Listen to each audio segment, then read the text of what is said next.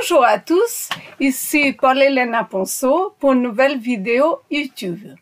Et aujourd'hui, on va vous parler des pensées intrusives et d'autres manipulations de la part des entités sans âme. Et oui, parce que les pensées intrusives, il y a des nouvelles informations, donc je voulais vous en faire part.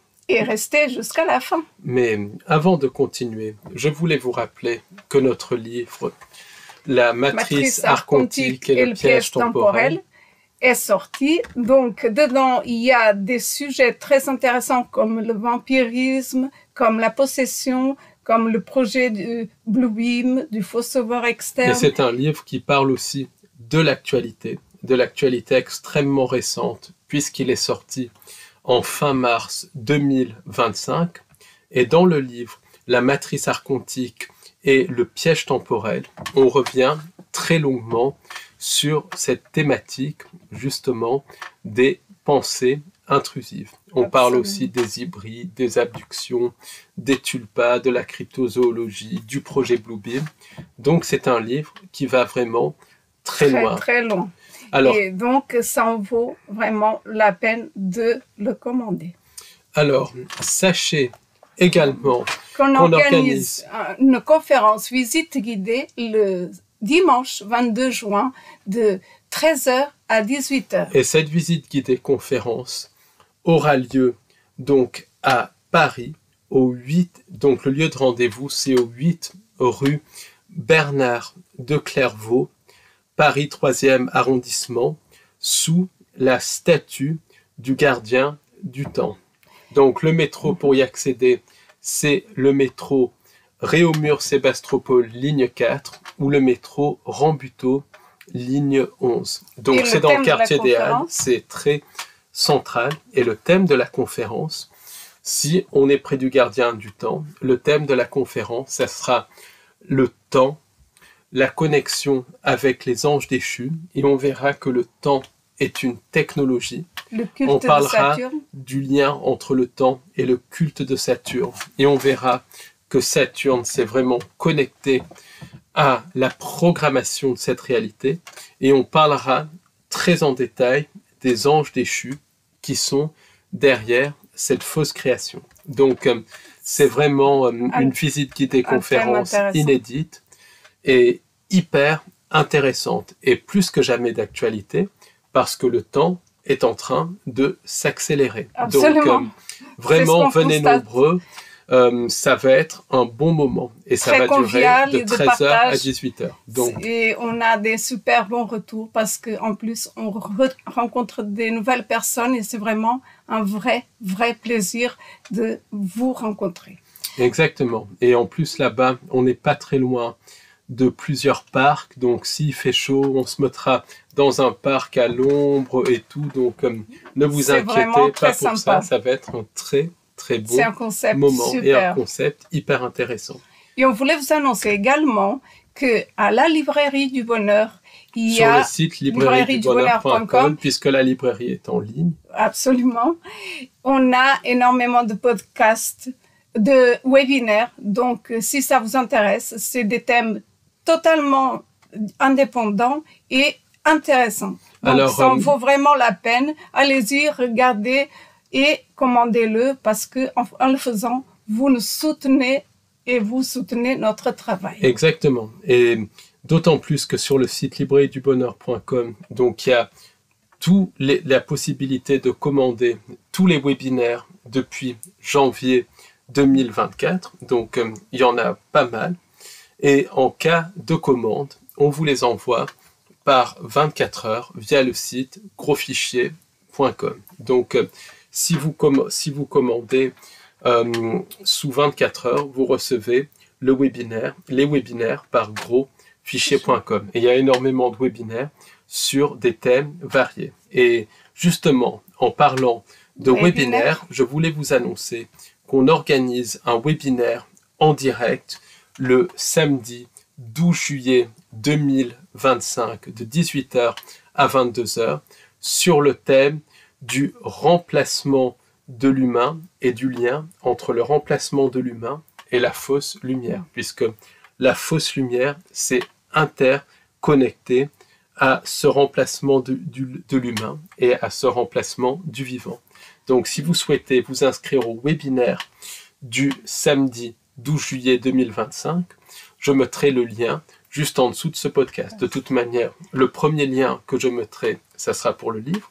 Le second lien, ça sera pour vous inscrire et découvrir le programme de la visite guidée conférence du dimanche 22 juin 2025. Le troisième lien, ça sera pour vous inscrire au webinaire en direct du samedi 12 juillet 2025. Et le quatrième lien, ça sera pour commander tous les webinaires. Et en tout cas, voir nos différents webinaires et éventuellement les commander si un thème qui vous intéresse. Ça en vaut vraiment le détour. Allez-y, regardez-les et vous verrez que c'est vraiment intéressant parce que Paul traite ces sujets à plusieurs niveaux et c'est vrai que c'est très vaste et c'est passionnant.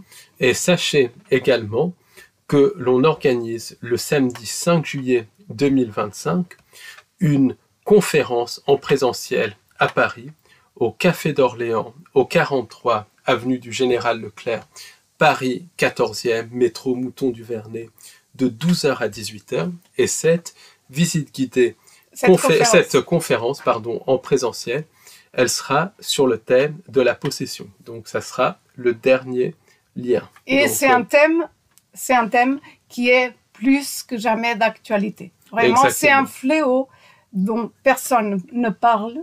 Exactement. Plus personne n'en parle, mais c'est vraiment un fléau. Donc, venez nombreux, inscrivez-vous. Et pour cela, il suffit juste d'envoyer un mail. Exactement. Et on parlera des interférences, de la possession, du lien entre possession et entité sans âme. On parlera du trafic d'âme interdimensionnelle. Donc, ça sera vraiment quelque chose de très vaste. Donc, qui ira très, très loin. Sachez aussi qu'on est en train de travailler sur des nouvelles idées de conférences. Donc, il y a beaucoup de choses qui se passent qui sont en train de se passer. Cette recherche, elle est vraiment dynamique et on est vraiment là pour continuer notre travail. Donc, c'est très important que vous nous soutenez, que ce soit par votre présence à nos conférences, que ce soit par la commande de nos livres, que ce soit par les abonnements.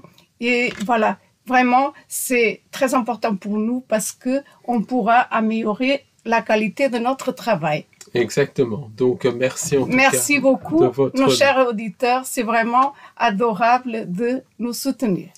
Et c'est très important. Et aujourd'hui, Paul, on va parler d'un thème qui est très intéressant pour moi, en tout cas personnellement, parce que moi-même, j'ai vécu des expériences avec les pensées intrusives. Donc, aujourd'hui, déjà, on va parler de pensées intrusives. Qu'est-ce que tu as à nous dire par rapport aux pensées intrusives avant de parler de toutes les manipulations des entités en tout cas, de nouvelles découvertes par rapport aux manipulations. Alors, les pensées intrusives, c'est quelque chose qui est extrêmement fréquent. C'est connecté directement aux entités sans âme. Et pour vous dire, donc, il y a l'infirmière Lynn Monette qui voit les entités derrière les pensées intrusives. C'est une infirmière qui a travaillé avec Jerry Marzinsky, qui a aussi travaillé, que j'ai interviewé, et c'est disponible sur notre chaîne Odyssée. Donc, on a une chaîne sur Odyssée qui s'appelle au-delà de l'illusion.fr. Donc, allez-y, jetez-y un coup d'œil et abonnez-vous à notre chaîne Odyssée parce que en cas au moins de problème, vous savez toujours où nous trouver. Donc c'est sur notre site au-delà de l'illusion.fr et sur notre chaîne Odyssée qui s'appelle Au-delà de l'illusion et bien sûr sur la chaîne YouTube. Donc vous savez où nous trouver. Absolument. Mais pourquoi je vous parle de Lynn Monette?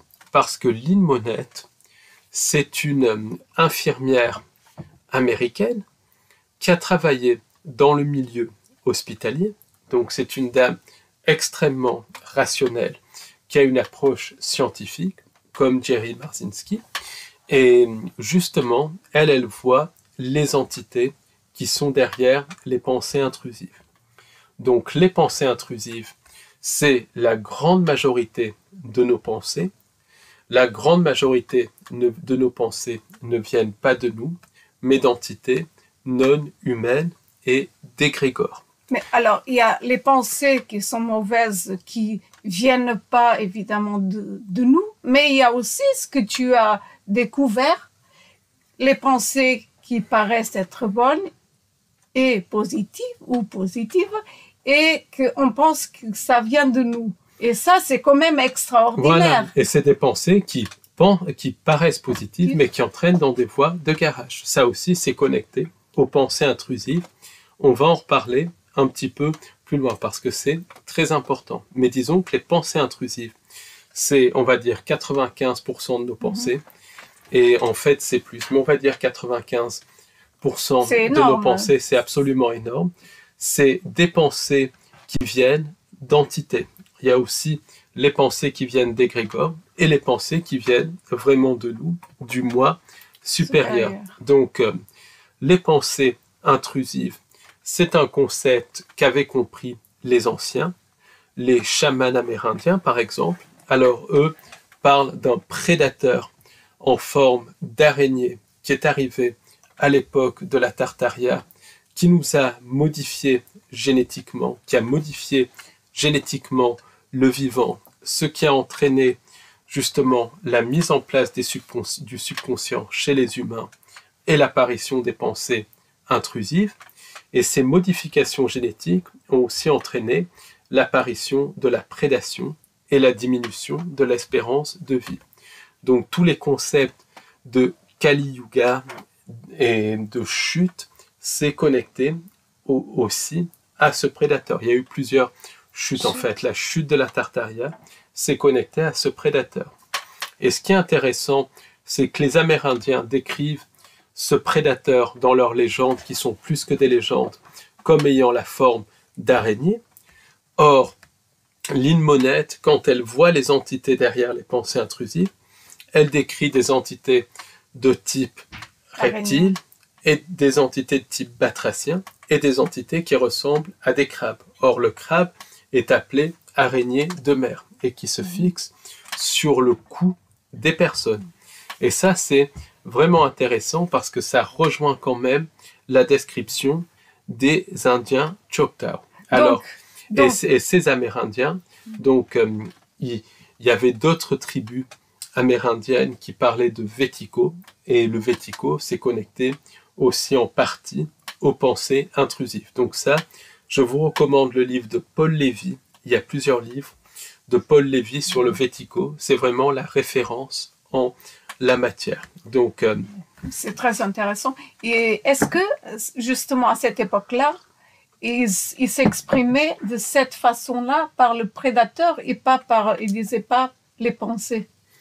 Ça s'exprimait par ce prédateur qui commençait déjà à insuffler les pensées. C'est ce que les Amérindiens avaient compris. Donc on voit très bien qu'avec le temps, les époques différentes, ils s'adaptent. Ça s'adapte. Avec des termes C'est différents. le même mécanisme, mais adapté à notre époque. En fait, le mécanisme des pensées intrusives, ça utilise les concepts de l'époque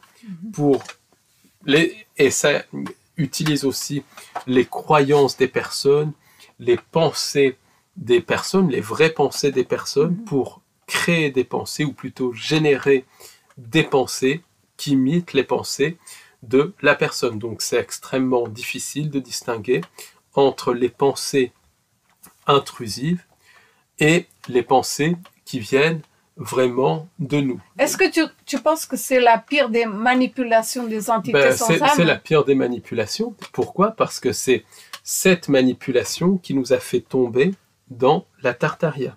Donc déjà qui nous a fait tomber dans le faux âge d'or qui est la Tartaria, qui est le début de cette fausse création. En gros, c'est ces pensées intrusives qui sont derrière la chute de l'humain. Et il y a des témoignages, parce qu'il y a à peu près une personne sur 100 ou une personne sur 1000 qui se rappelle de tout leur cycle d'incarnation-réincarnation. sans passer par des HRE et tout ça. C'est rare, mais ça arrive. Il y a par exemple Stéphane Bisman que j'ai interviewé qui se rappelle de tous ces cycles d'incarnation-réincarnation. Il y a d'autres personnes qui s'en rappellent via des HRE, mais beaucoup de personnes s'en rappellent spontanément, parce que c'est rare, mais 1 sur 1000, quand même à l'échelle globale, ça fait beaucoup de personnes. Et il y a une dame américaine, Isabella Green, qui se rappelle du moment où elle a été leurrée à consentir à la fausse création. Est-ce que c'est les timelines? Est-ce que c'est une timeline parallèle? Parce que c'est différent d'une timeline. La vraie création, c'est différent d'une timeline parallèle. C'est un autre état. D'accord. Est-ce que tu penses que c'est vraiment de la source, ces souvenirs viennent de la source, ou bien c'est une timeline parallèle? Non, ça vient vraiment de la vraie création. En tout cas, ce que Isabella Green, elle, ce qu'elle décrit, c'est que ça vient vraiment... Donc c'est encore différent d'une timeline. C'est encore différent d'une timeline parallèle. Parce qu'on peut avoir des souvenirs d'autres timelines. D'autres timelines. Là, donc, puisque le temps oui, je vois n'est pas linéaire. Je vois ce que tu veux dire. Là, absolument. Là, il y a des souvenirs de timelines différentes, mais là, en l'occurrence, c'est des souvenirs du moment de la chute dans cette matrice. C'est pour ça que c'est très intéressant. Et Isabella Green décrit quelle était dans ce qu'elle décrit comme la vraie création, et elle explique qu'elle a entendu un appel qui lui disait que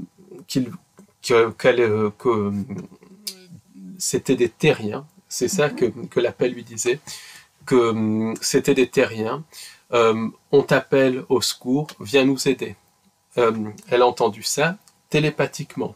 Donc, elle, qui était dans la vraie création, qui était dans l'amour absolu, elle a écouté cet appel et elle s'est retrouvée prise dans les cycles d'incarnation, réincarnation. Et ça, c'est extrêmement intéressant, comment elle témoigne de ça. Donc, est-ce que tu penses que c'est la conscience qui a pris le dessus à ce moment-là? Parce que pour se rappeler, il faut quand même... C'est là, pour le souvenir, c'est la conscience... Un état de conscience important. Oui, c'est la conscience qui a pris le dessus pour qu'elle puisse s'en rappeler. Ça, c'est évident. Parce qu'il y a toute une barrière d'amnésie, où c'est la conscience, ou alors la barrière d'amnésie ne marche pas. Mais je pense que la conscience intervient quand les gens se souviennent de ça.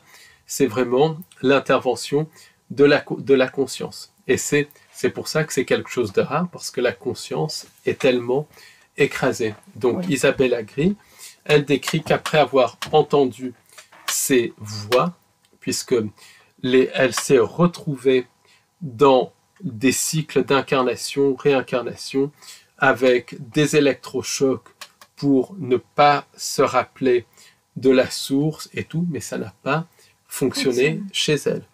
Et il y a d'autres personnes qui se rappellent du processus de chute. Et c'est là où on va aussi décrire un autre type de manipulation, des entités sans âme ou des anges déchus. Pendant longtemps, je pensais que les entités sans âme et les anges déchus ne pouvaient pas interagir physiquement avec la vraie création, mais il y a le témoignage d'un monsieur allemand qui explique qu'il était dans la vraie création, pour faire simple, et qu'il a rencontré un être de lumière, que cet être de lumière lui a parlé de la Terre, il aurait pu lui parler d'autres planètes, d'autres dimensions de la fausse création, parce qu'il y en a énormément, mais en l'occurrence, cet être de lumière lui a parlé de la Terre et lui a dit que c'était magnifique, que c'était beau, que c'était rose. Hop, il s'est retrouvé pris dans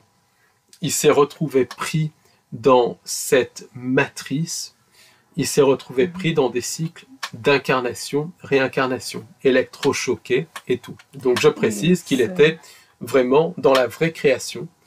Et là, cette entité lui a dit la Terre c'est magnifique, lui a même montré des images de la Terre. Après, ce qu'il décrit, c'est que parmi les belles images, il y avait quelques images aussi de guerre, de choses comme ça qui étaient montrées, mais l'entité a dit, il y a parfois quelques difficultés, mais c'est rare, c'est un peu comme quand une agence de voyage vend vend un endroit, un lieu de vacances et tout. Oui. Ça montre quelques images. Les chambres d'hôtel paraissent beaucoup plus grandes qu'elles ne sont et tout ça. Et puis après, ils font signer un contrat. Ils montrent les beaux monuments, les beaux jardins et tout. Oui. Ils font signer ensuite un contrat, mais ils ne montrent pas the small print, la petite écriture juste en dessous. Et c'est exactement comme ça que cette entité a procédé. Donc cet être de lumière n'était bien évidemment pas un être de lumière, mais un être de la fausse lumière. Mais ça montre, et les implications sont énormes, que les entités sans âme sont capables, ou les anges déchus, sont capables d'interagir avec la vraie création physiquement ou par des technologies, via des espèces d'avatars, et de leurrer les humains de la vraie création à tomber dans la fausse création. Comment elles arrivent à être dans la vraie création? Comment tu penses qu'elles peuvent s'infiltrer par des leurres, peut-être par des technologies. Par des technologies, en tout cas, il y a des témoignages comme ça. Donc moi, je me pose vraiment la question, si ces entités ne peuvent pas aller directement dans la vraie création. Donc il y a un paramètre encore qui nous manque et qu'on va trouver. Mais c'est justement notre travail, c'est de chercher les paramètres. Les paramètres, mais il y a des entités qui peuvent interagir avec la vraie création. Et ce qui est très intéressant, c'est qu'il y a un chercheur suédois, Wes Penre, qui parle justement de la possibilité de ces entités d'interagir, de contaminer la vraie création. Et quand on lit la Genèse, le serpent, donc, qui a provoqué la chute de l'homme, est dans le jardin de l'Éden. Donc il y a une interaction physique que les anciens décrivaient par des mythes et tout ça, qui sont plus que des mythes, mais que certaines personnes décrivent vraiment. Donc, quand il y a chute, la chute, ça peut se produire à n'importe quel endroit et à n'importe quelle période de la matrice, puisque le temps n'existe pas. Ça sera l'objet de la conférence Visite guidée de dimanche. Donc, la chute peut se produire dans le passé, dans le présent par rapport à 2025, ou ça peut se produire dans le futur. Autrement dit, une âme qui est leurrée peut s'incarner en 2025, peut s'incarner en moins 2025, ou peut s'incarner en l'an 4000. Et après, elle sera prise dans les cycles d'incarnation-réincarnation, et quelqu'un qui a une première incarnation en 2025 peut avoir une seconde incarnation en l'an 1000, par exemple, puisque le temps n'est absolument pas linéaire. Et tout ça pour dire que les pensées intrusives sont complètement connectées à la chute, même avec la chute de la Tartaria, puisque la Tartaria, c'est un faux âge d'or qui est utilisé pour leurrer. C'est un programme de la matrice, et quand il y a eu la chute de la Tartaria, la chute de l'Atlantide, peu importe comment on l'appelle, ça a commencé par des conflits qui ont été provoqués par ce prédateur. Ces conflits ont ensuite dégénéré carrément en dispute et entre plusieurs personnes, ce qui a dégénéré en guerre et à l'appel d'un faux sauveur externe. Donc les pensées intrusives sont présentes vraiment partout. Et du reste, c'est vraiment les mythes amérindiens qui décrivent bien ça. Il y a aussi le livre de Guillaume Delage sur justement le choix Atlante qui est intéressant, mais il y a à prendre et à laisser, puisqu'il est influencé par pas mal de sociétés secrètes et tout, mais ça donne quand même une idée. Et puis il y a le livre de Paul Lévy sur le Vético aussi. Je voulais te poser une question, oui, c'est en fait, est-ce que tu penses que les pensées intrusives, c'est quelque chose qui est dans notre ADN? Parce que non, tout le monde... c'est indépendant. C'est indépendant de notre ADN. Parce que tout le monde est affecté. Tout le monde est affecté, oui. Et surtout le New Age qui disent qu'ils ne sont pas affectés. Ça, c'est encore une autre histoire. Mais tout le monde est affecté. Ça, c'est clair. Il y a peut-être quelques sages et tout ça qui réussissent à s'affranchir de ça, mais c'est extrêmement, extrêmement rare.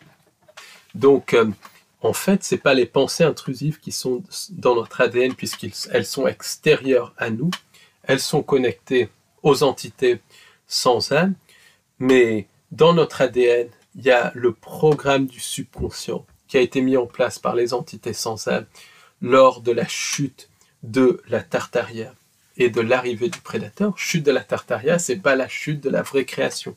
Ça, je précise, je décris ça du reste dans notre livre La Matrice archontique. Et la chute de la Tartaria, c'est la chute du faux âge d'or, puisqu'il y a eu plusieurs chutes. Et c'est connecté à la mise en place du subconscient. Et le subconscient, c'est le point sur lequel les pensées intrusives vont se fixer.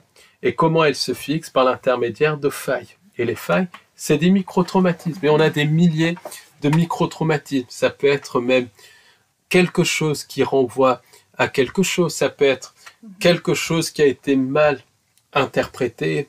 Ça peut être un mot dur, quelqu'un qui a mal parlé, qui a dit quelque chose de blessant. Qui a blessé, en fait. Voilà, c'est des micro-traumatismes comme ça.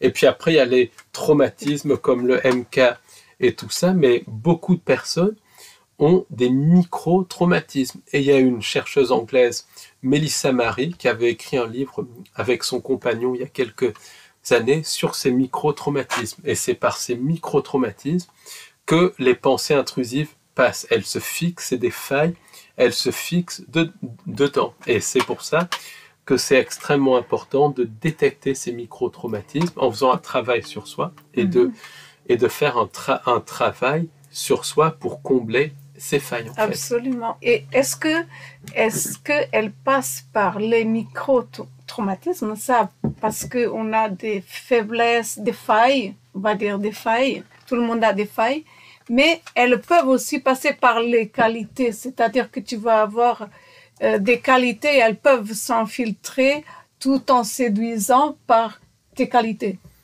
par exemple. Ça c'est évident. Ça c'est évident. Elles peuvent utiliser l'ego. Par exemple, il y a beaucoup d'auteurs qui vont être inspirés par des pensées intrusives, donc des auteurs qui ont une vraie imagination, qui ont un vrai talent, beaucoup de peintres qui vont être, et beaucoup de cinéastes qui ont un vrai talent, mais qui vont être inspirés par les pensées intrusives, qui se font passer pour leurs pensées, qui imitent le talent, qui n'ont pas de talent, mais qui imitent, comme les intelligences artificielles imitent l'humain. Et ça explique en partie avec les sociétés secrètes, avec la civilisation parallèle dont on a parlé justement au webinaire de samedi. Donc, ça explique la programmation prédictive. Mais il y a un facteur dans la programmation prédictive, il y a un facteur pensée intrusive. Par exemple, il y a un livre écrit par Morgan Robertson qui décrit le naufrage du Titanic. Morgan Robertson était très clairement connecté à des sociétés secrètes et tout ça. Donc il y a ce paramètre. C'était aussi quelqu'un qui avait du talent et des dons de médium. Mais quand on lit le livre qu'il a écrit en 1898, donc 14 ans avant le Titanic, tout est le crash du Titanic est décrit à 1000%. Donc, il y a peut-être eu quelques éléments donnés par les sociétés secrètes, mais il y a un facteur non humain. C'est pas possible. Qui va au-delà. Et ça, c'est les pensées intrusives. Après, il avait des dons de médium, et ces entités peuvent aussi manipuler les dons de médium qui sont authentiques, mais elles les détournent à leur avantage. Est-ce qu'elles peuvent leur remplacer les pouvoirs, c'est-à-dire la création naturelle des humains? Elles peuvent donner aussi des pouvoirs médiumniques synthétiques, bien sûr. Voilà. Il y a beaucoup de gens qui ont du talent, et les entités sans âme utilisent ce talent pour inspirer certains scénarios de films de programmation prédictive, mais parfois elles peuvent court-circuiter le talent. Par exemple, l'auteur, l'autrice d'Harry Potter, je ne sais pas si on dit l'auteur ou l'autrice, l'autrice de Harry Potter, elle explique qu'elle a été inspirée dans un train pour écrire Harry Potter. Donc, comme ça, elle a tout eu en face d'elle. Donc, est-ce que c'est une version justement qui a été vendue pour vendre ce livre? C'est possible parce que il y a beaucoup d'auteurs, c'est des mythes dans le sens, beaucoup de grands auteurs, de grands cinéastes, c'est des mythes dans le sens où c'est des noms, mais il y a un groupe de personnes qui est derrière eux, et eux, c'est le porte-nom de ce groupe. Ce groupe de personnes est connecté aux sociétés secrètes, donc ce n'est pas exclu. Ou bien est-ce que c'est les pensées intrusives qui l'ont utilisé pour écrire Harry Potter, où il y a énormément d'éléments connectés à l'occulte, de symbologie des entités sans âme et tout ça. Donc ça, c'est très possible. Et comment elles font, les entités, pour carrément inspirer une personne qui n'a pas forcément beaucoup de talent. Je ne dis pas que l'autrice d'Harry Potter n'a pas beaucoup de talent, mais parfois ça peut arriver qu'elles inspirent des gens qui n'ont pas beaucoup de talent. Elles vont prendre l'information dans la conscience collective de l'humanité, dans l'inconscient collectif, dans le monde des idées, aussi dans le monde astral. Elles prennent des éléments et elles inspirent la personne. Donc ça, c'est les pensées intrusives, c'est beaucoup connecté à la programmation prédictive. Et pour beaucoup de personnes, les pensées intrusives, c'est que les mauvaises pensées, alors que ce n'est pas du tout ça. Mais c'est pas, enfin, ce n'est pas que ça, parce que beaucoup de mauvaises pensées sont liées aux pensées intrusives. Par exemple, Jerry Marzinsky, un jour, il était en train de faire son jardin et de couper ses cactus, et à un moment donné, il y a son chien qui passe, et il a l'idée d'utiliser le ciseau et découper son chien. Donc c'est Jerry Marzinsky, quand on le connaît, c'est quelqu'un d'adorable, et lui-même ne comprenait pas. Et il a identifié une pensée intrusive. Donc ça, c'est l'exemple caricatural des pensées intrusives. Mais parfois, c'est des pensées intrusives qui sont mauvaises, mais beaucoup plus subtiles. Sherry Swiney, la co-autrice de Jerry Marzinsky, elle avait des pensées intrusives. Chaque fois qu'elle entreprenait quelque chose, elle avait cette pensée qui disait « tu es nul, tu n'y arriveras pas ». Ça venait pas d'elle. Pourquoi? Parce que le cerveau n'est pas calibré pour avoir des pensées négatives qui sont contre la survie. C'est comme si un chat féral se disait « je ne peux pas manger d'oiseaux ».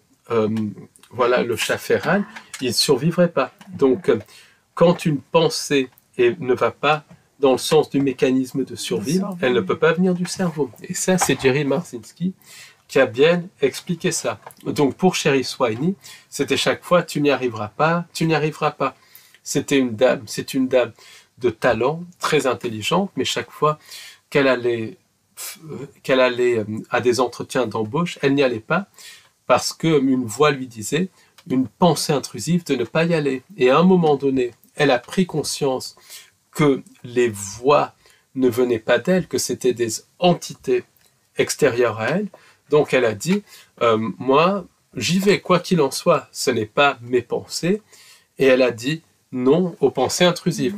Après, elle a fait ses entretiens d'embauche, elle a commencé vraiment une carrière avec beaucoup de succès, et elle s'est auto-analysée. Après, l'exemple extrême des pensées intrusives, c'est les voix intrusives. Parfois, ça devient des voix, donc ça, c'est connecté à la possession partielle, c'est connecté aussi au ciblage en réseau, mais voilà, c'est une expression des pensées intrusives, l'expression la plus forte des pensées intrusives. Et est-ce que, par exemple, quand on décide d'un coup, ça peut être aussi, on prend une décision sous l'influence de la peur ou sous l'influence de la colère, ou bien on prend une décision trop rapidement, sans avoir réfléchi, ça peut venir des entités sans âme. Ça peut venir des entités sans âme. De toute manière, par les pensées intrusives, elles provoquent les peurs, la colère, pour provoquer des disputes, pour que la personne se retrouve isolée. Et ensuite, les entités sans âme attaquent très souvent la personne isolée par des pensées intrusives, et ça peut aller vraiment super loin. Et c'est une abomination du reste. Comment ces entités attaquent. Et ça, ce qui est intéressant, c'est que Jerry Marzinsky, par exemple, il décrit des phénomènes physiques associés à ces pensées intrusives. Quand il travaillait dans une prison, donc c'était le thérapeute de la prison, et quand il travaillait dans une prison, donc comme un poste très haut placé, Jerry Marzinsky, littéralement, quand certains détenus qui avaient des voix intrusives, donc c'est la forme extrême des pensées intrusives, des phénomènes paranormaux se produisaient. Un jour, sa corbeille à papier s'est déplacée d'elle-même, et à un moment donné, Jerry Marzinsky a entendu une des voix intrusives. Donc il s'est rendu compte que c'était quelque chose d'externe. Il a fait le lien aussi entre les pensées intrusives et les entités des ombres. Ce n'est pas les entités des ombres qui sont derrière les pensées intrusives, mais elles y sont connectées. Donc c'est vraiment un phénomène qui va très loin. Et les pensées intrusives sont connectées aussi avec le phénomène du love bite. Donc ça, c'est quand il y a des disputes dans les couples, très souvent, je ne dis pas toujours, mais très souvent, c'est connecté au phénomène de pensée intrusive.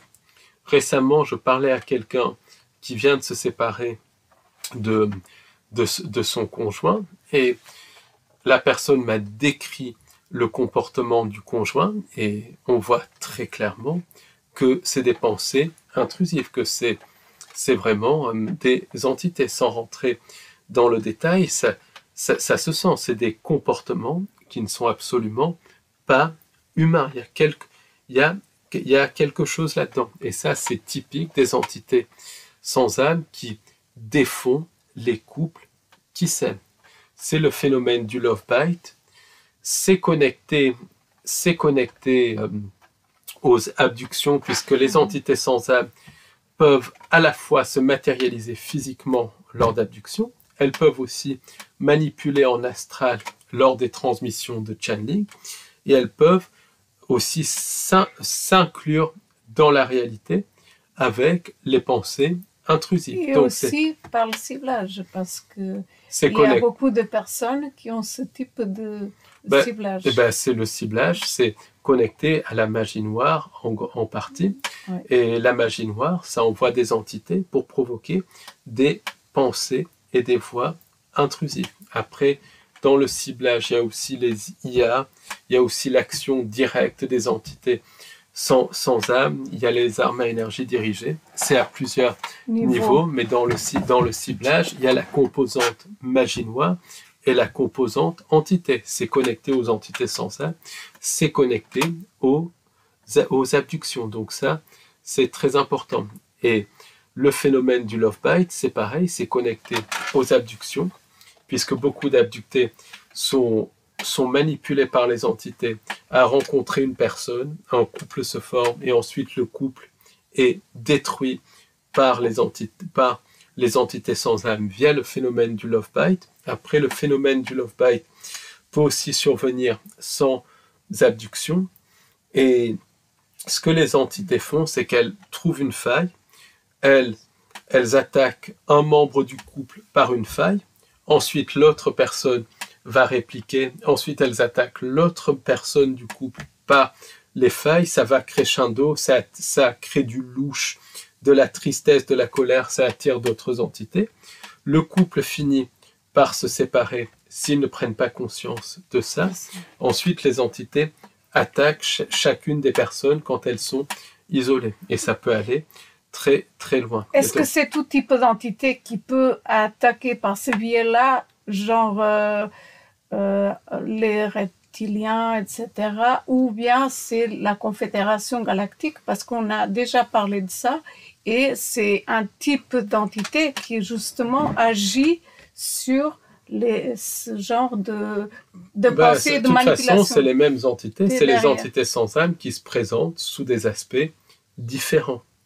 Elles peuvent se présenter sous leur aspect réel, qui est insectoïde, reptilien, qui ont aussi la forme d'araignée pour certaines, mais elles peuvent aussi modifier leur apparence et prendre des aspects plus humains et ensuite manipuler de la même manière via les pensées intrusives.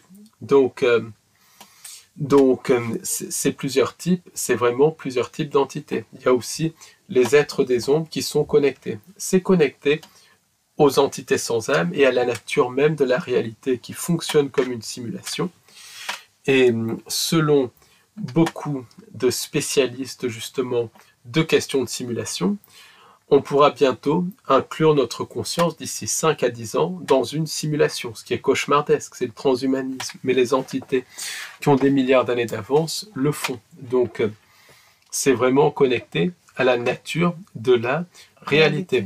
Ensuite, ça c'est les pensées intrusives les plus classiques. Mais il y a des pensées intrusives qui sont beaucoup moins classiques. Et justement, on arrive à ta question.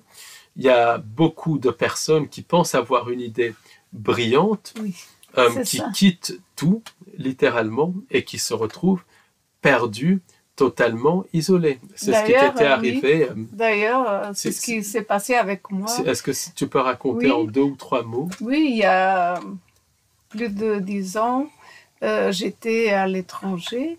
Et en fait, je me suis dit, j'étais bien, il n'y avait pas de raison de partir à l'étranger. Et d'un coup, j'ai eu une pensée de partir à l'étranger. Bon. Donc, tous les jours, je pensais à ça et au bout d'un moment, je suis partie. Donc, je suis venue en France. Et quelque temps après, j'ai vu que c'était vraiment quelque chose de pas naturel, puisque j'avais pas un besoin spécifique. C'était en quelle année que ça t'est arrivé? Je pense que c'était en 2004. Ou 2003, 2004, je peux pas trop te dire. Et après, pendant des années, tu confirmes que tu as tout perdu, tout quitté pour partir, pour partir en France, presque sur une compulsion. Oui, voilà, c'est ça. C'est ça, j'ai eu. Et tu t'es trouvé dans une voie de garage. Cette pensée qui me paraissait très bien, et ça continuait pendant pas mal de temps. Au bout d'un moment, je me suis dit, je pars. J'ai tout quitté, alors que j'avais quand même une qualité de vie là où j'étais, qui était différente ici. Bon, voilà, qui était différente.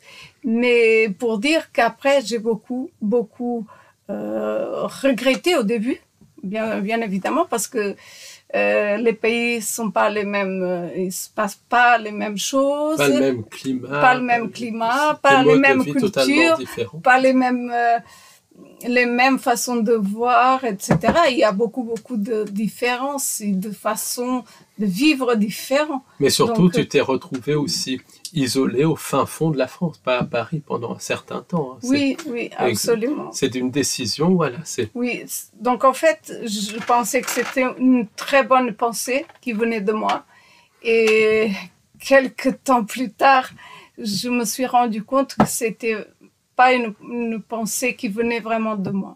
Mais écoute, moi j'ai un cas aussi dans ma famille. Oui. Donc, ma grand-mère maternelle vivait en Angleterre et elle s'était remariée avec un monsieur belge qui était comme mon grand-père, en fait, qui était mon grand-père. Et lui, un jour, en 1986, il venait de prendre sa retraite. Ils avaient une magnifique maison à Cambridge, en Angleterre, très belle maison et tout, une qualité de vie parce qu'ils avaient beaucoup d'amis, beaucoup de connaissances.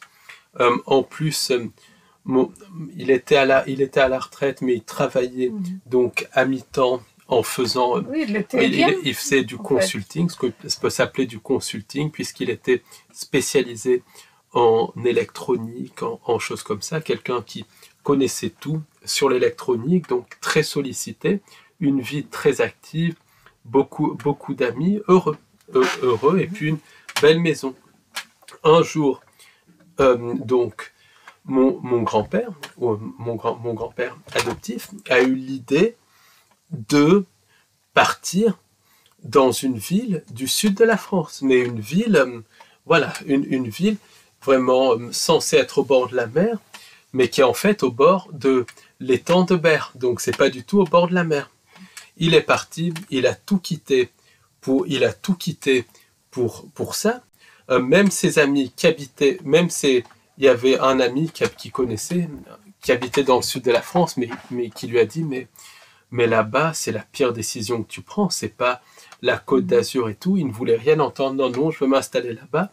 Il s'est retrouvé là-bas, et ça a été catastrophique pour ma grand-mère, et c'est mon grand-père en fait, ça a été catastrophique pour eux, ils se sont retrouvés complètement perdus, sans leurs amis, loin de tout, dans un pays que ma grand-mère ne connaissait absolument pas, elle ne parlait pas le français, elle parlait l'anglais.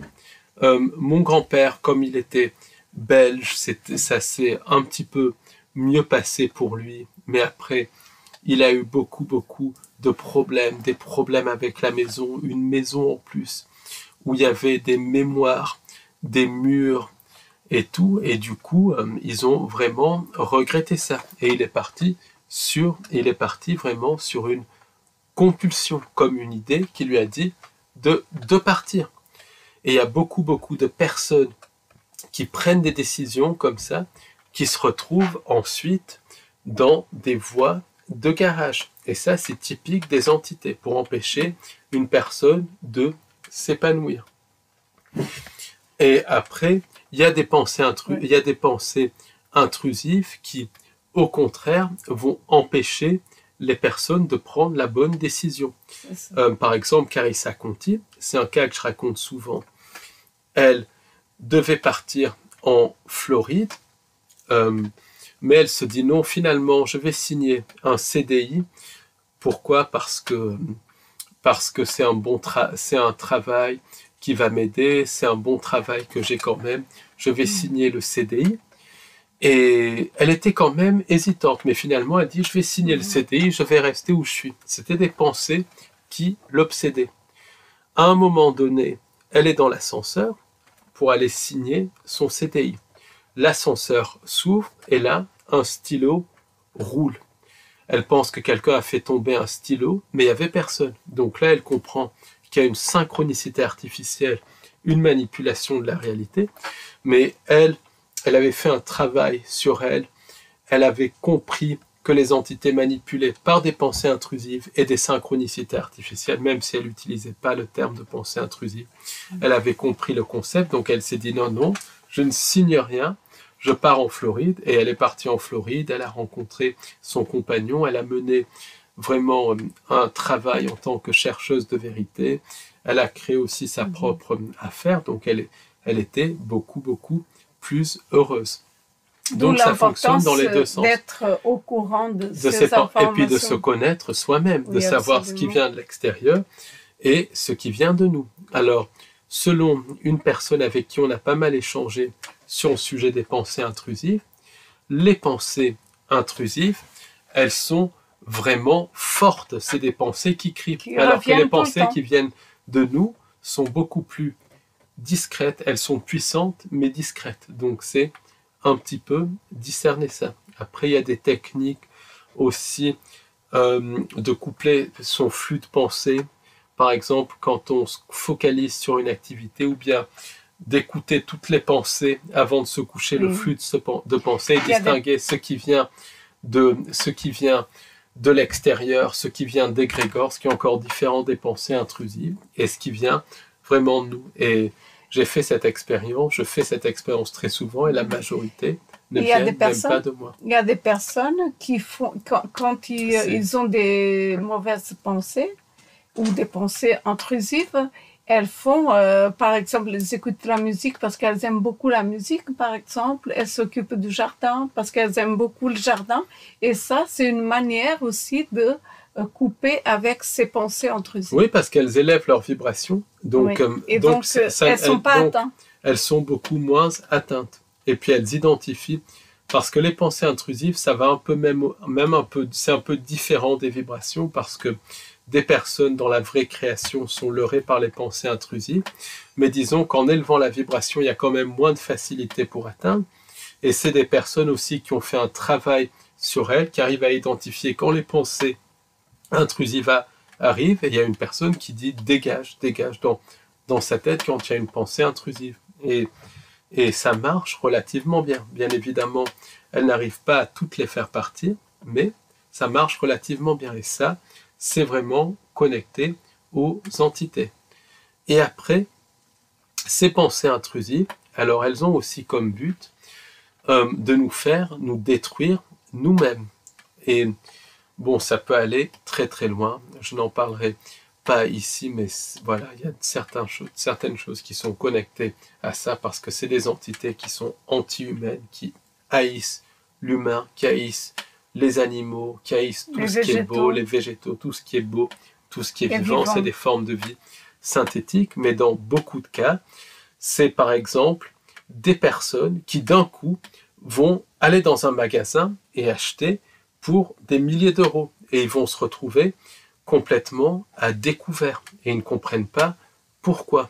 Et ça, c'est un des effets des pensées intrusives pour que les personnes se détruisent. Après, ça crée de la frustration, ce qui attire d'autres entités, et après, les entités peuvent attaquer le corps physique et participer au processus pathologique. Enfin ça va très très loin. Est-ce que elles nous leurrent à nous détruire nous-mêmes. Et on voit ça dans les mythes justement irlandais sur les fées et sur les fées et la gentilhommerie qui sont en fait pour certaines des entités sans âme. Et les fées leurrent les personnes à se détruire elles-mêmes en prenant les mauvaises décisions. Les djinns faisaient pareil. Et ça, c'est les pensées intrusives. Est-ce que ces entités nous leurrent à créer des scénarios où elles font des scénarios pour que nous, on tombe dedans. Elles nous manipulent, elles nous font créer des scénarios dans notre esprit pour qu'on crée un canevas de réalité compatible avec leur manipulation. Oui. Parce que, en fait, les entités sans âme, plus la vibration est haute, moins elles peuvent interagir avec nous. Elles peuvent encore, même quand la vibration est haute, mais c'est quand même beaucoup moins fréquent. La façon où elles agissent le plus, c'est par les pensées intrusives. Donc même quand la vibration est haute, c'est toujours être vigilant pour les pensées intrusives. Mais elles ont quand même moins d'impact. Donc ce qu'elles font, c'est qu'elles nous font créer une réalité de basse vibration en nous mettant des peurs dans l'esprit, en nous mettant des pensées de tristesse dans l'esprit, en nous mettant même des pensées parasites qui nous font tourner autour du pot pour qu'on crée un canevas de réalité de basse vibration, puisqu'on est des êtres créateurs, qui est compatible avec leurs attaques. Donc, mais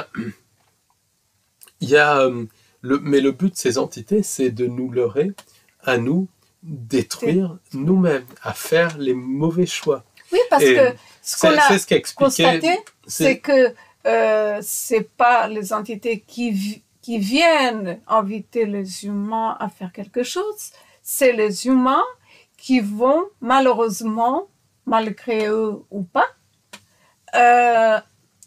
faire ce qu'elles veulent en fait. Exact. Les humains vont vers elles. Elles imitent les pensées. C'est ça que je trouve, c'est quand même impressionnant. Elles imitent les pensées, donc elles leurrent une personne par les pensées intrusives.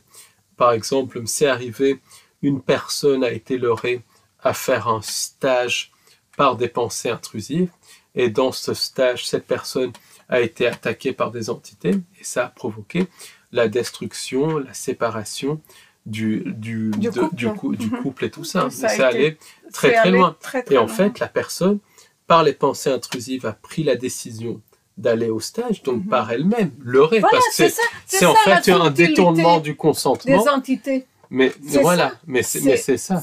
C'est par nous-mêmes qu'on fait la mauvaise choix, la mauvaise décision et qu'on va vers les entités. Et c'est là où les entités, bien évidemment, agissent. Alors, parfois, elles viennent directement, parce que parfois, elles attaquent sans raison, elles ciblent, elles profitent d'un moment de baisse de vibration, d'un moment, elles profitent des peurs pour attaquer, pour cibler, mais parfois, par les pensées intrusives, elles n'attaquent pas directement, elles leurrent la personne à faire quelque chose. Comme ça, elles peuvent dire, nous, on n'a rien fait, c'est la personne qui s'est mise dans la mauvaise situation.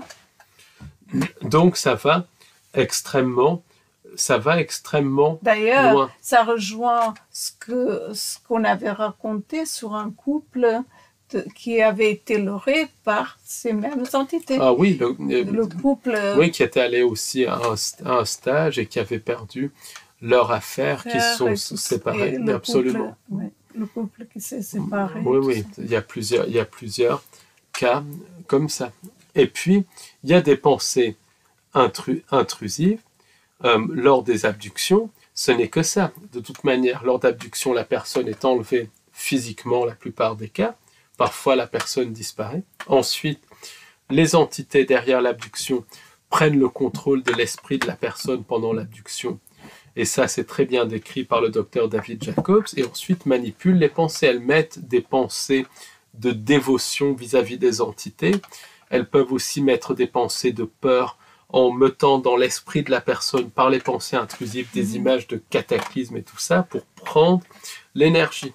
C'est pas une étude de la psyché humaine, comme le dit David Jacobs, c'est vraiment prendre l'énergie, prendre le louche. De toute manière, il y a l'extraction de louche, il y a aussi le vampirisme physique et psychique derrière les abductions. Et selon David Jacobs, il y a des hybrides qui sont présents en masse dans notre société. Et ça, on a des témoignages qui corroborent ça. Par exemple, une personne qui était qui était donc promoteur immobilier, qui s'est lié d'amitié à quelqu'un qui dirigeait une compagnie agroalimentaire. Cette personne qui dirigeait la compagnie agroalimentaire, il s'est rendu compte que c'était un hybride. Et l'hybride a essayé de rentrer dans son esprit pour prendre ses pensées. Il sentait que ses pensées étaient en train d'être prises. Et David Jacobs explique que les hybrides, ils sont dans la société et ils manipulent les pensées. Donc là, les hybrides marchent parmi nous. Ils sont physiologiquement différents des humains, mais leur apparence est identique. Ils ont la forme humaine et ils manipulent l'esprit. Et techniquement, une personne n'est même pas consciente que quelqu'un rentre dans les pensées. Et donc, combien de personnes ne sont pas leurrées dans le quotidien par des hybrides, des pensées qui viennent des hybrides. Après, il y a aussi des pensées intrusives de plus en plus fréquentes qui sont connectées aux intelligences artificielles. Ça aussi, c'est très clair. Il y a de plus en plus de pensées intrusives qui sont connectées aux entités des mondes des intelligences artificielles. Mais les pensées intrusives, ça va beaucoup plus loin que ça, parce qu'elles imitent les pouvoirs psychiques authentiques. Il y a des voyants, donc je ne sais pas si on peut vraiment parler de pensées intrusives, mais elles imitent les pouvoirs psychiques. Par exemple, il y a beaucoup de voyants qui ont des dons de voyance authentiques. Et c'est logique parce qu'on est tous plus ou moins formatés à voir le temps linéairement alors que le temps n'est pas linéaire. Et il y a des personnes qui, pour des raisons ou d'autres, ne sont pas formatées. Donc ils vont voir, sous certaines conditions, le passé, le présent, le futur en simultané. Et c'est le cas de beaucoup de grands voyants. Il y a des vrais dons de voyance. Mais parfois, les entités sans âme peuvent interférer avec ces dons de voyance.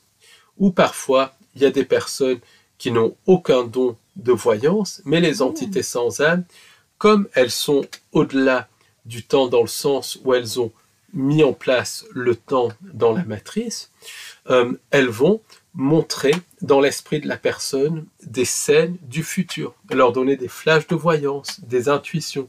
Donc les personnes vont penser que le flash de voyance vient d'eux, et au début, les personnes ne vont pas se tromper. Donc ils vont être tout contents et tout. Parfois même, ils vont se faire une clientèle. Et au bout d'un certain temps, les entités vont cesser de leur donner les flashs de voyance. Et les personnes vont alors se tromper, ou elles vont leur donner des flashs de voyance erronés. Et puis après, ça détruit en général le voyant, ou ça met le voyant dans des désillusions. Et c'est absolument voulu, ça extrait le louche non seulement du voyant, mais des consultants du voyant si le voyant, si le voyant consulte. Et beaucoup de gens disent « Ah, tel ou tel voyant était bon avant, mais il est devenu nul. » Oui, d'ailleurs, il y a eu beaucoup de personnes dans ce cas-là. Mais en fait, ça a commencé très bien, très, très doué et tout ça. Et au bout d'un moment, ils ne comprenaient plus rien, ils n'avaient plus de création de dons. Voilà. Alors, quand ça arrive, il y a deux cas de figure. Parfois, les entités peuvent se greffer sur un don de voyance authentique et rajouter de la voyance synthétique. Au fil du temps, la personne va plus se fier à la voyance synthétique, donc va couper ses dons authentiques. Et après, les entités vont par des technologies mettre des flashs qui sont complètement faux pour détruire la personne. Dans d'autres cas de figure, la personne n'a jamais eu de don de voyance, mais la personne a des illusions. Elle pense avoir des dons de voyance parce que les entités naturelles, parce que les entités lui créent des dons synthétiques par des technologies. Et puis ensuite, au bout d'un certain temps, elle lâche la personne ou bien elle crée des faux flashs de voyance pour détruire le voyant. Et quand les gens disent un voyant est devenu nul, ils disent « Ah, ça lui est monté à la tête ». Ça peut jouer un rôle puisque ça attire les entités, l'ego et tout ça attire les entités, beaucoup de voyants de talent, beaucoup d'ego, mais ça c'est une autre histoire.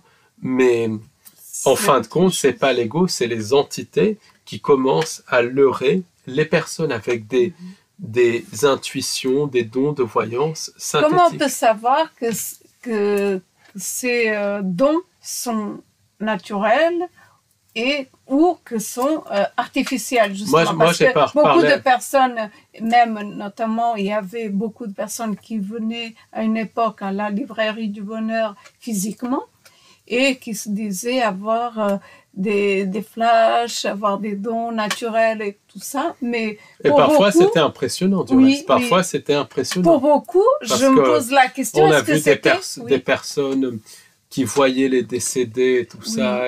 Voilà, c'était des cas et impressionnants et des flashs de voyance qui sont vraiment passés. J'ai eu plusieurs cas comme ça que je raconterai peut-être un jour dans mais plusieurs expériences comme ça, hyper passionnantes. Mais je me pose la question, est-ce que pour une partie, au moins, c'était des dons naturels ou bien oui, pour une partie, ça pouvait être des dons artificiels, ça pouvait être des dons synthétiques ou parfois un mélange des deux. Et c'est ça le gros problème, c'est que les entités, parfois elles utilisent des dons réels, les détournent pour manipuler non seulement la personne, mais aussi le consultant. Et ça va très très loin. Et ça, c'est pour extraire le louche et c'est le jeu pervers des entités. Elles jouent littéralement un jeu pervers et c'est pour détruire parce que le but de ces entités, c'est carrément de détruire. C'est au-delà même de faire le mal, c'est pour détruire. Et voilà. Et ça, c'est de plus en plus évident. C'est quelque chose pour détruire. À la fois, elles ont un plan très précis pour prendre les âmes. À la fois, elles jouent un jeu pervers. Et à la fois, c'est des forces de destruction, littéralement. Destruction individuelle et destruction collective. Donc, parfois aussi, ces entités, elles interfèrent avec des radiesthésistes.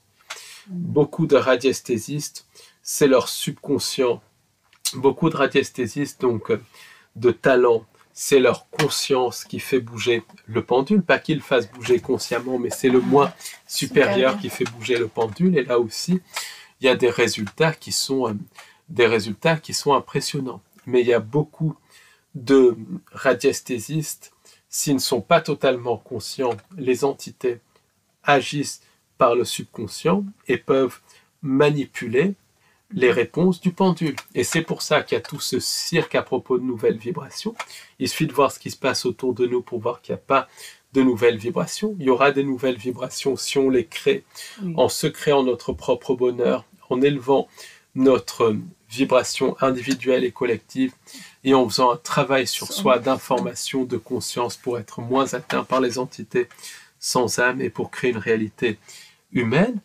Mais tout ce cirque de nouvelles vibrations qui arrivent, c'est le programme du faux ça ne sauveur veut pas externe. dire des bonnes vibrations. Exactement, mais pour Parce beaucoup... qu'il y a 10 ans, on entendait la même chose. Non, plus que ça, il y a 30 ans. Il y a 30 ans dans les années 90, même dans les années 80, même en 88, il parlait de nouvelles vibrations et tout ça, c'est toutes des manipulations d'entités non humaines. Et ces manipulations, elles peuvent vraiment faire une mise en scène énorme en faisant passer ce reset qu'on est en train de vivre, puisqu'il y a un reset où la vibration baisse avec la mise en place des interunivers. Et encore une fois, si on élève nos vibrations, on peut modifier ça, bien évidemment. Mais pour l'instant, peu de gens veulent du reste faire un travail sur eux. Mais ça, c'est encore une histoire. Donc, ce reset, cette baisse de vibration, cette mise en place des interunivers, les entités manipulent les radiesthésistes, notamment, mais pas que, même des instruments de mesure, pour leur faire croire que les vibrations sont en train d'augmenter. Et ça, c'est vraiment un leurre. C'est pas vraiment les pensées intrusives, mais ça s'en rapproche parce qu'elles manipulent via le subconscient. Donc, c'est quelque chose qui va très loin.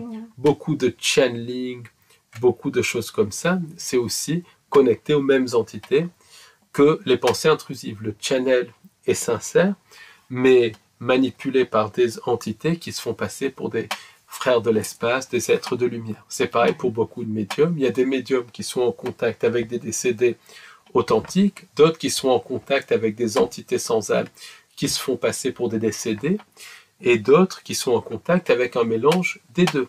Et c'est le même principe du leurre. Ça génère des systèmes de croyances, ça génère le programme du faux sauveur externe.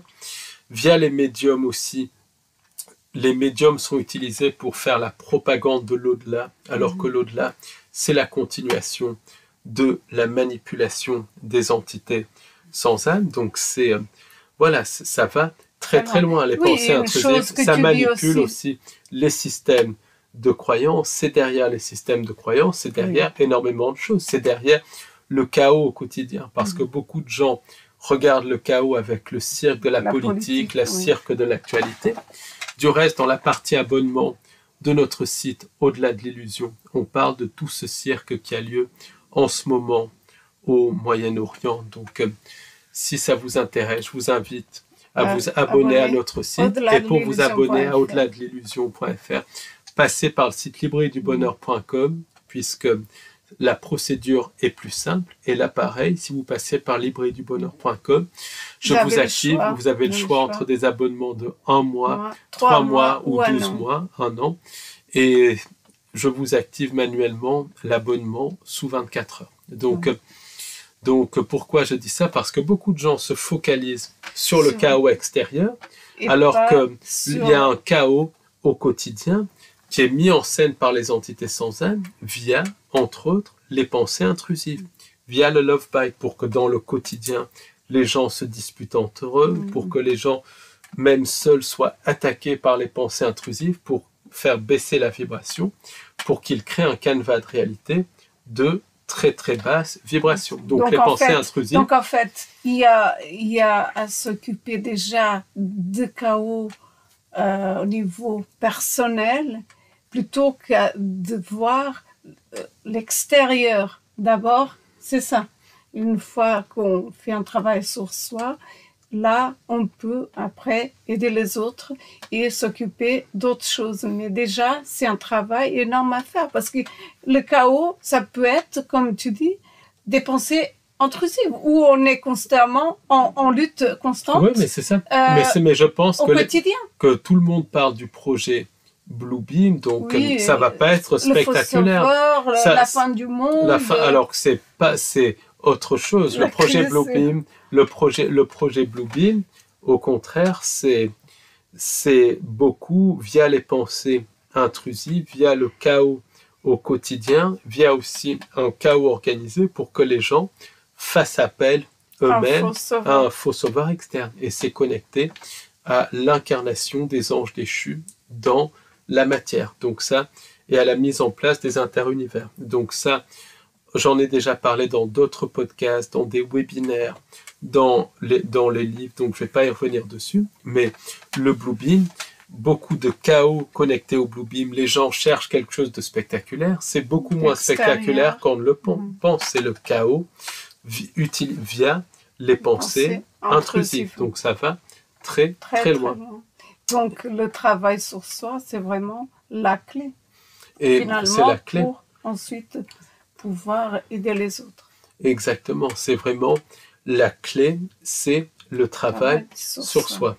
Donc aujourd'hui, ce qu'on a vu, c'est que d'une part, le système de contrôle des entités sans âme, ça va beaucoup plus loin qu'on peut le penser. Ce témoignage de cette personne qui a été leurrée alors qu'il était dans la vraie création par un être de lumière qui était très clairement un faux être de lumière, un être de la fausse lumière, ça montre bien qu'il y a un paramètre qu'on ne saisit pas encore et que les entités sans âme ont des technologies pour se manifester physiquement dans la vraie création, alors via des avatars ou directement par la technologie.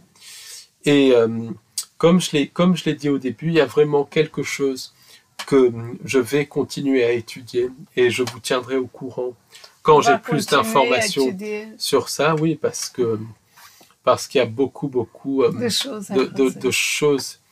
choses à creuser. Et ça, c'est clair que quand on aura des informations, on va vous tenir au courant parce que ça, c'est quelque chose qui va vraiment, très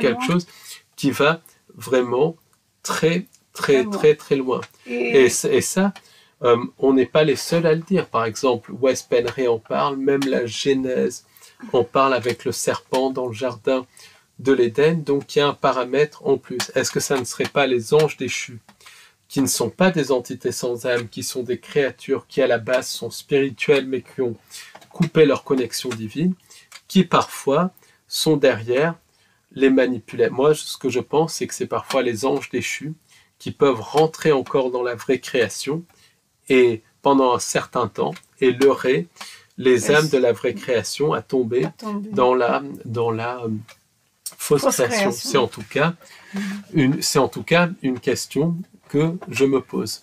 Donc, oui, ça c'est très important. Et puis, c'est vraiment à faire un travail sur ça. On revient toujours sur la même chose. Au fondamental du travail. Mais on voit aussi ce qu'on a pu voir dans ce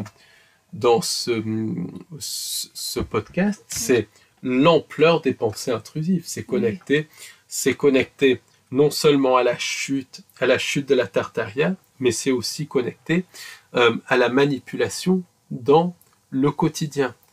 Et beaucoup de gens vont chercher les grands événements de l'actualité et tout, et c'est hyper important de les étudier. Oui, parce qu'il faut être au courant aussi. Exactement. Il faut être informé. Comme tu dis très bien, c'est qu'il faut être informé pour savoir conscient, dans quel monde où on vit. Exactement. Pour voir à quoi on a affaire tous les jours quand même. C'est hyper important, l'information. Voilà. Mais ce que je veux dire, c'est que les gens, ils vont voir ce qui se passe à l'extérieur, mais ils ne voient pas ce qui se passe à l'intérieur, dans le cercle familial, dans le cercle d'amis, dans le cercle même du travail, puisque même les pensées intrusives ont déjà détruit beaucoup d'entreprises et tout ça en créant des conflits entre les employés. Donc, ils ne voient pas ce chaos au quotidien qui est connecté aux pensées intrusives et aussi aux intelligences artificielles qui viennent du reste de facteurs humains et de facteurs non humains. Donc ça, c'est hyper important à comprendre. Et encore une fois, je souligne ici l'importance du travail de Jerry Marzinsky oui, absolument. et de Wilson Van Dusen, mais surtout de Jerry Marzinsky. Ce que je voulais dire aussi, c'est que beaucoup d'auteurs avaient compris ce phénomène de pensée intrusive. Par exemple, les auteurs de bande dessinée comme Hergé, qui étaient connectés à beaucoup de choses, pas toujours positives du reste, mais qui essayaient de faire passer certaines informations par ses livres, il avait compris les pensées intrusives. Quand Milou est en train de penser, il y a un ange, ou un Milou-ange, ou un Milou-démon. Et ça, c'est typique des pensées intrusives. Des penseurs comme Emmanuel Swedenborg avaient compris ça. Même le chaman Don Juan Matus, je crois, qui avait initié Carlos Castaneda, lui-même parlait de ce prédateur qui nous avait donné sa manière de penser. Donc, autrement dit, qui nous avait donné les pensées intrusives. Donc, on voit très clairement l'importance de ce travail, l'importance du travail de Marzinsky, de Paul Lévy aussi, qui ont vraiment... Et l'importance aussi des mythes des peuples anciens, qui sont tout sauf des mythes. Donc, qu'est-ce qu'on peut faire face à ça? Ça, c'est hyper important. Qu'est-ce que tu dirais qui est le plus important déjà à tenir en compte, puisque les manipulations sont... Il y a énormément de manipulations de la part des entités. C'est déjà prendre conscience que les manipulations, il y a des manipulations extérieures et parfois spectaculaires, parfois pas, mais beaucoup de manipulations sont au niveau du quotidien, au niveau individuel, et c'est connecté aux pensées intrusives. Donc déjà, c'est prendre conscience de ça. Et hier, par exemple, on parlait avec une personne qui, quand elle a une pensée intrusive, elle lui dit carrément de partir. Elle arrive à discerner parce qu'elle a fait un travail sur elle. Oui. Et ça, c'est hyper important. C'est possible en prenant conscience des pensées intrusives, ensuite en faisant un travail sur nous, en prenant conscience de qui on est. À notre rythme, parce que bien évidemment, il y en a qui vont faire un travail sur soi tout doucement et voilà, parce que chacun a son rythme et chacun a une manière différente d'agir au quotidien. Mais voilà, c'est vraiment être déjà informé, ensuite faire des choses qui peuvent nous faire élever notre vibration et être bien. C'est prendre vraiment, c'est vraiment se connaître soi-même. Connais-toi et tu connaîtras le monde et les dieux. C'est ce qui était marqué sur le fronton du portique de Delphes. Et c'est clair, c'est un travail de connaissance de soi. Et quand on commence à se connaître soi-même, on commence à distinguer les pensées intrusives de nos propres pensées. Et comme ça passe par le subconscient, en prenant conscience, on peut justement dire non aux pensées intrusives. Ça, c'est important. Et encore, c'est même conscient. C'est toujours une vigilance parce qu'elles attaquent. Regarde par exemple, même dans la vraie création, elles peuvent atteindre. Donc, c'est toujours une vigilance. Prendre conscience de ça, travail sur soi et vigilance. Ensuite, c'est combler les failles où beaucoup de pensées intrusives s'engouffrent. Donc, ça passe par un travail sur soi. Ça passe vraiment par soigner toutes les blessures qu'on peut avoir, les micro-traumatismes, micro et pas micro-traumatismes. Donc, ça, c'est hyper important aussi. Et ça, c'est vraiment la clé de la conscience. L'autre clé, c'est nos capacités créatrices. C'est se créer son propre bonheur dans le quotidien pour qu'on crée un canevas de réalité qui vibre au-delà des ordres. Parce que c'est ça. C'est en faisant des choses qu'on aime, comme lire un livre, comme faire du jardinage, comme s'occuper de ses animaux, comme prendre un café, comme manger un gâteau, faire un gâteau, pourquoi pas. Il y a des gens qui font ça, et ça marche. On voit des gens de plus en plus. Même des gens qui se remettent au contact avec la nature. Il y a par exemple quelqu'un qui est en train de créer, de produire du miel, qui se met en tant que producteur de miel et tout. Et ils font des choses qui leur plaisent. Et en faisant ça, ils créent un canevas de réalité qui vibre un chouïa au-delà des entités sans âme. Donc, de fil en aiguille, via leur connexion divine, ils créent un canevas de réalité où les entités sans âme ne peuvent plus projeter leur réalité. Elles peuvent toujours attaquer par les pensées intrusives pour faire tomber à un niveau bas, mais elles ne peuvent plus projeter leur réalité. Donc, de fil en aiguille, en se créant le propre bonheur, on commence à créer une réalité humaine. Mais après, ce qu'il faut, c'est rester en vibration haute, se créer toujours son propre bonheur, être toujours dans un état de joie. Et ça, c'est un travail de tous les jours, de tous les instants même. Oui, parce qu'elle profite de la moindre faille pour attaquer. C'est aussi avoir beaucoup de discernement, parce que même dans la vraie création, Isabella Green, c'est par naïveté qu'elle s'est fait avoir. Donc c'est beaucoup de discernement. Ça, c'est hyper important. Discernement, utiliser nos capacités créatrices pour créer un canevas de réalité qui vibre au-delà des entités sans âme, pour limiter leur action, mais ensuite garder le discernement et continuer le travail sur soi pour rester à un niveau élevé. C'est ce qu'expliquait d'ailleurs Paulino avec ses propres mots et tout. Brillant travail aussi. Ensuite, c'est justement transmettre ce bonheur à un maximum de personnes par des choses simples comme un sourire, aider une personne, par exemple, qui est malvoyante à traverser la rue et tout, par des petits actes de gentillesse au quotidien, pour que collectivement, on crée aussi un canevas de réalité de moins en moins compatible avec les entités sans âme.